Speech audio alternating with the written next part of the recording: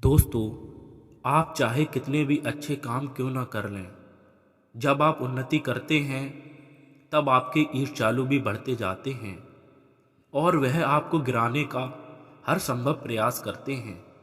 आज की यह भगवान बुद्ध की कहानी इसी पर आधारित है कि जब सब आपको गिराने का प्रयास कर रहे हों तब आप क्या कर सकते हैं। तो चलिए कहानी को शुरू करते हैं।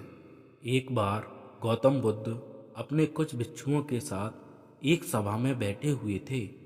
उस सभा में बुद्ध के चाहने वालों से ज़्यादा बुद्ध के शत्रु थे।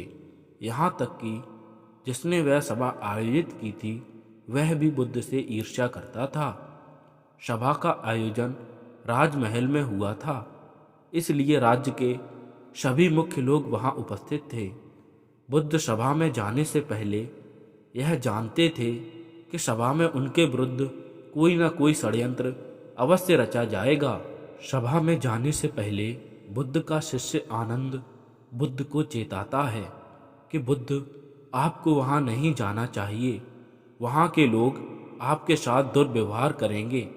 न जाने उन्होंने आपके विरुद्ध कैसा षड्यंत्र रच रखा हो, लेकिन बुद्ध अपनी करुणा के चलते वहां जाने से खुद को नहीं रोक पाते।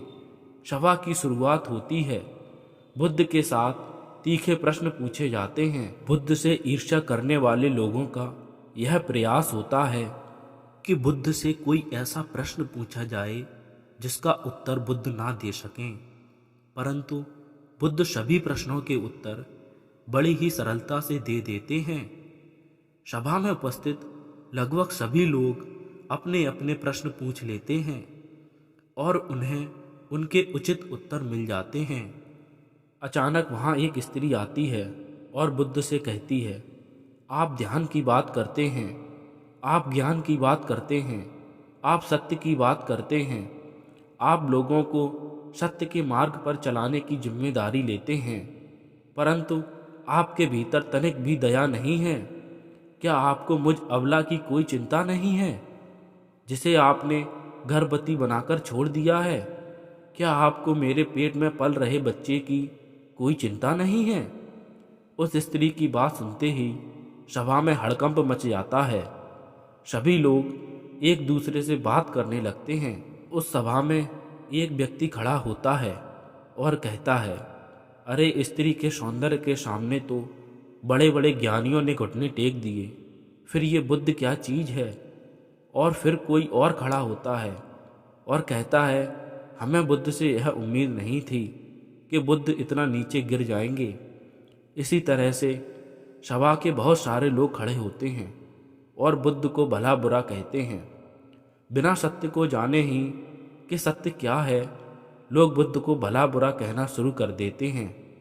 जब सभी लोग अपने अपने मन की भड़ास निकाल लेते हैं तब राजा कहता है, बुद्ध, आप अपनी सफाई में क्या कहेंगे? राजा भी बुद्ध से ईर्ष्या करता था। वह चाहता था कि बुद्ध बदनाम हो जाएं।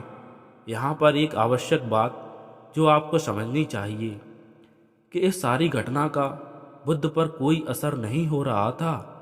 न तो लोगों के अपशब्दों का बुद्ध पर कोई असर हो रहा था और न ही स्त्री के झूठे आरोपों का। जानते हो क्यों? क्योंकि बुद्ध जानते थे कि सत्य क्या है और वह अपनी नज़रों में ठीक थे। इस कहानी का उद्देश्य है, चाहे पूरी दुनिया आपके खिलाफ हो, अगर आप अपनी नज़रों में ठीक हैं, अगर आप जानते हैं कि आप सत्य के साथ हैं, तो आपका कोई कुछ नहीं बिगाड़ सकता। सभा के सभी लोग संदेह में थे। यहाँ तक कि बुद्ध के नए भिक्षु भी संदेह में पड़ गए थे, लेकिन बुद्ध जानते थे कि वह क्या हैं और यही आवश्यक था।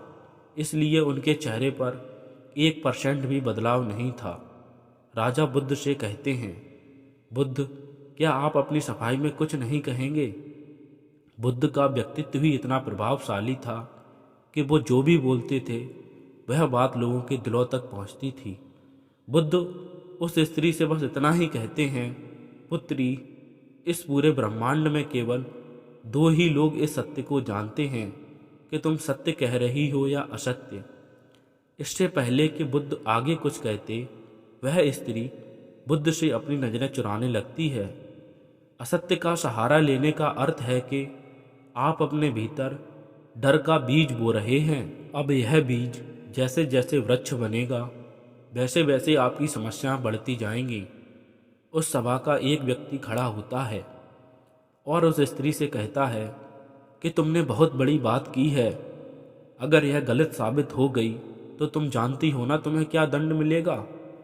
उस व्यक्ति की बात सुन उस स्त्री के हाथ पैर कांपने लगते हैं और वह तेजी से वहां भागने लगती है। तेजी से भागने के कारण उस स्त्री ने अपने पेट में जो गठरी बांध रखी थी वह खुलकर जमीन पर गिर पड़ती है और सत्य सबके सामने आ जाता है। उस स्त्री ने अपने पेट से गठरी इस तरह बांध रखी थी जिससे लग रहा था कि उसके पेट में बच्चा है। राजा उस स्त्री को उसी समय बंदी बनाने का आदेश देता है, परंतु बुद्ध के कहने पर उस स्त्री को क्षमा कर दिया जाता है। एक बात हमेशा याद रखना कि धैर्य और आपका अपनी नज़रों में सही होना आपको बड़ी से बड़ी समस्या से बचा सकता है। यह थी दोस्तों बुद्ध की कहानी। अगर आपको यह अच्छी लगी हो तो वीडियो को लाइक करें और चैनल को सब्सक्राइब करें। अपने अच्छे से सुझाव कमेंट बॉक्स में ज़रूर दें। मिलते हैं नेक्स्ट वीडियो में, तब तक के लिए नमो बुद्धाय।